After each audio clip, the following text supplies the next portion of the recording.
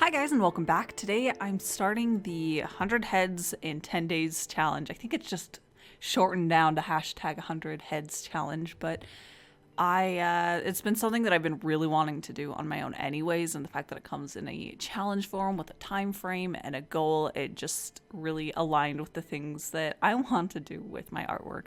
So I just want to talk a little bit about things that I've noticed as I've been working on it and goals specifically that I have going into this challenge. But yeah, if you'd like to know more, I think that it was actually Ahmed Aldouri that started this challenge, and I'll link to the video that he talks about it down in the description because it's really informative and interesting, and it's helpful to get kind of an idea of what he wants to get with it, and also ideas of how you can achieve different things through this kind of challenge. But anyways, with this, I knew going into it, I wanted to get better at noticing the planes of the face. So I've realized that my relationship with painting shadows on the face is just not where I want it to be. I want to understand it a lot better, and I want to be able to display it a lot better in my finished artworks. So for this, I wanted to really look into where shadows are happening, how they're forming, and I didn't want to get stalled up doing rendered pieces for this kind of a challenge. I just wanted it to be something that I can observe and mark it in these sketches, and then be able to hopefully add that to my knowledge of the understanding of it. So I still wanted to go in with this with a very sketchy, loose approach to it, but I did find very quickly that my understanding of what I wanted for it to be good and for me to really progress through this is different than what it needs to be. So I was just in the mode where I started working on it, and I was trying to go really kind of fast, actually. I was trying to rush through it and make all of these heads happen really quickly so that I could move on. But then I just realized I was doing one head where I was just really frustrated with it. It did not look good, and I couldn't even figure out why it was just off.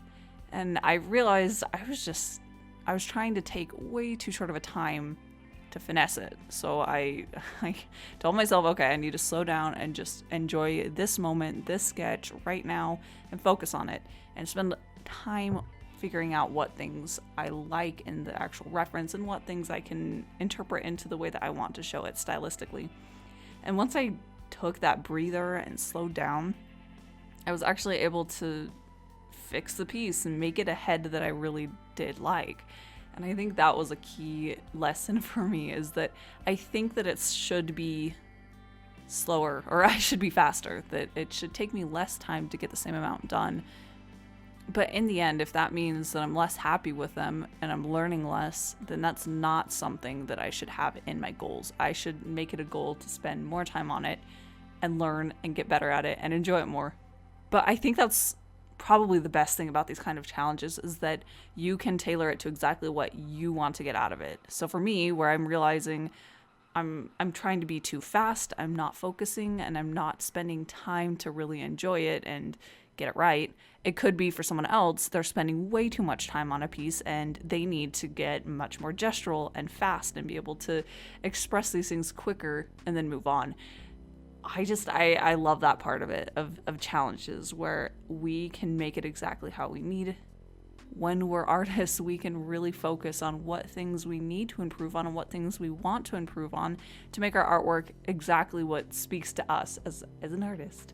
This also really helped me see the importance of warming up before you really expect anything too great from your artwork.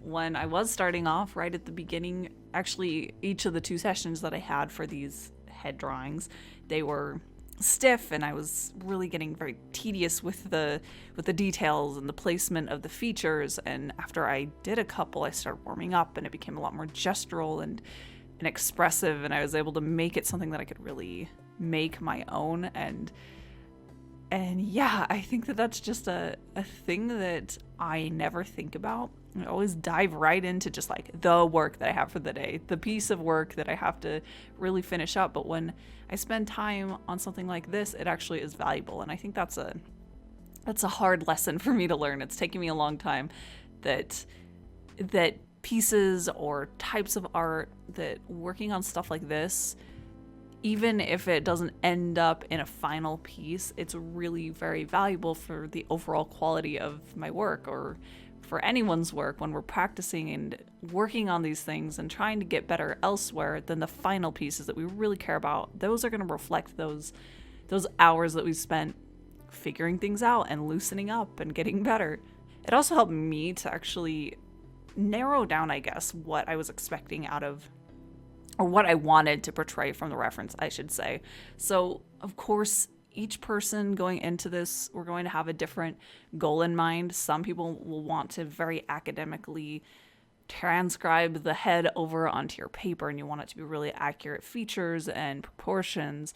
And for me, I think what I really would value and really want to get is to be able to get the expression and the emotion and that extra little something that makes that face unique. That's what I want to be able to get into my work. So the more that I worked on each head, the more I started noticing that I wanted to just look at it and observe it and figure out, okay, what's the thing that really makes this portrait interesting? Is it the set of their eyebrows, or where their eyes are spaced, or that angle on their jaw, or whatever it is? And I can focus on that and make sure that that gets into the actual drawing that I'm doing. And then after I get that, I can look at it again and say, okay, what are these secondary things that make it really special, make it look like them? And I don't know, that actually helps me a lot to be able to understand it. When I'm drawing heads, it can be hard to really narrow down and grasp one thing or where I should start or make sense of it. It just feels like there's a bunch of different things I need to focus on all at once, but breaking it down into like a hierarchy of the most impactful elements of it and then working down through it has been incredibly helpful. And that helps me to be able to stylize it in a way that I'm happy with, because it means I'm starting with the things that I really like, that I think are really interesting, that'll be really compatible with what I want to show, and then I work down and down until I get to details that don't need to be in the actual drawing that I'm doing. I think that I'll probably end up showing all of the other heads over on my Patreon page if you'd like to see more of my progress over there, which I think is the most exciting part about this, is to be able to look at the end heads that you draw and the beginning heads and compare how much you've grown in just 10 days. But yeah, if you'd like to see more of what I'm doing for this project, I do have a link down in the description that will take you over to my Patreon page. And I do post every Wednesdays and Saturdays, so I'll be back on Saturday with another video right here on YouTube. But thank you guys so much for watching, and I'll see you then.